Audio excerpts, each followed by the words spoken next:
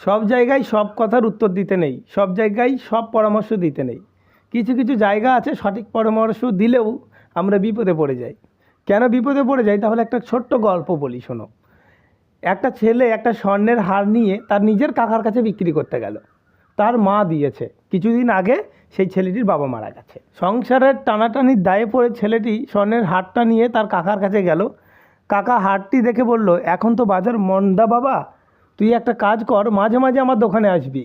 আমি একটা ভালো খরিদ্দার পেলে তোকে বলবো, তুই দৌড়ে গিয়ে হারটা বাড়ি থেকে নিয়ে আসবি, আর এটা বেশি দামে বিক্রি করে দেবো। তখন সেই ছেলেটি প্রত্যেক দিন তার কাকার দোকানে আসতে লাগলো। আস্তে আস্তে দেখতে দেখতে সে সোনা এবং রূপার কাজ শিখে গেল, পুরো একজন ভালো জহুরতে পরিণত হলো। এরপর একদিন তার কাকা তাকে বলছে, যা হারটা নিয়ে আয়, ভালো একটা খরিদ্দার পেয়েছি। ছেলেটি দৌড়ে গিয়ে যখন হারটা বার করলো, দেখলো সেটা নকল হার। তখন সে হারটি রেখে কাকার দোকানে ফিরে আসলো। কাকা বলছে, কি বাবা, হারটা নিয়ে আসলি না? তখন ছেলেটি বলছে, হারটা তো নকল কাকা, তাই নিয়ে আসিনি। তখন তার কাকা বলছে, আমি সেই দিনই বুঝতে পেরেছিলাম হারটা নকল। আমি সেদিন যদি তোকে এই কথাটা বলতাম তাহলে তুই কি ভাবতিস, যে তোদের সময় খারাপ বলে হয়তো আমি তোদের ব্যবহার করছি, বা সেই ব্যবহার করছি বা সুযোগ নিচ্ছি, তাই আমি তোকে এই যুক্তিটা দিয়েছিলাম। আমি যা আশা করেছিলাম তার থেকে অনেক বেশি ঘটেছে।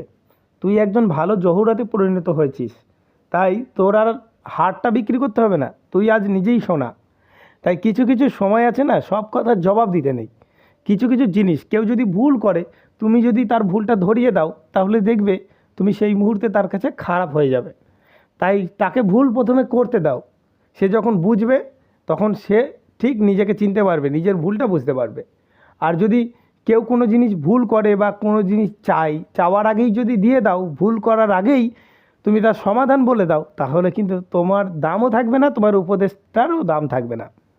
তাই সবার আগে একটা কথা মনে রাখতে হবে, চাহিদার উপর সব কিছু নির্ভরশীল। কেউ যদি কোনো কিছু না চাইতেই পেয়ে যায়, তাহলে কিন্তু সে সেই জিনিসটার দাম দেবে না, সেটা যতটাই মূল্যবান হোক। এটা আমরা খুব ভালো করে জানি।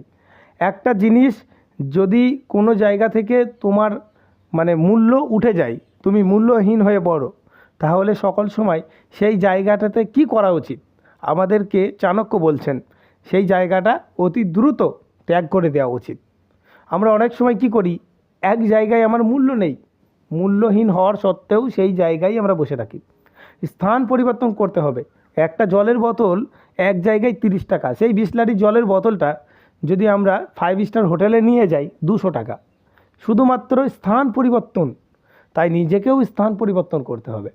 তুমি যেই জায়গাটায় আছো বর্তমানে, হয়তো সেই জায়গাটায় তোমার যতটা দাম তুমি পাচ্ছ না, কারণ তারা তোমাকে চিনে নিতে পারছে না। কি করে পারবে? একটা দামি মূল্যবান পাথর যদি তুমি বিক্রি করতে যাও, তাহলে একজন রত্নকার, ভালো রত্নকারের কাছে যেতে হবে। তুমি যদি সবজিওয়ালার কাছে যাও, সেই পাথরটি সে নিজে বাটখারার মতো দাম দেবে, যে সে বাটখারা হিসাবেই ব্যবহার করবে। তাই তুমি যে জায়গায় আছো, তুমি হয়তো বাটখারা হিসাবে ব্যবহার হচ্ছ, বুঝতে পারছো? তাই তোমাকে স্থান পরিবর্তন করে সেই স্বর্ণকার বা রত্নকারের কাছে যেতে হবে, তাহলেই তুমি তোমার আসল দাম পাবে। আর এই সমস্যায় আমাদের অনেক কিছু ঘিরে ধরে। একটা জায়গা আমরা ত্যাগ করতে চাই না, কোনো একটা জায়গায় মায়া বসে যায়, কোনো একটা ভিটেতে, কোনো একটা জায়গায় আমাদের যখন সমস্যা হচ্ছে, তখন আমরা সেই জায়গাটা ত্যাগ করার আগে কী বলি, পৈতৃক বাড়ি বা পৈতৃক সম্পত্তি, বা এই জায়গাটায় আমি অনেক দিন আছি, সবার সঙ্গে একটা সম্পর্ক হয়ে গেছে, মায়া হয়ে গেছে, নতুন জায়গায় আবার যাব, কেমন হবে, কীরকম হবে, আর এর জন্যই আমরা আজকে এই জায়গায় পড়ে আছি। তাই সবার আগে নিজেকে পরিবর্তন করো, নিজের দাম বাড়াও, নিজের স্থান পরিবর্তন করো, দেখবে তুমি ঠিক তোমার আসল মূল্য পেয়ে যাবে।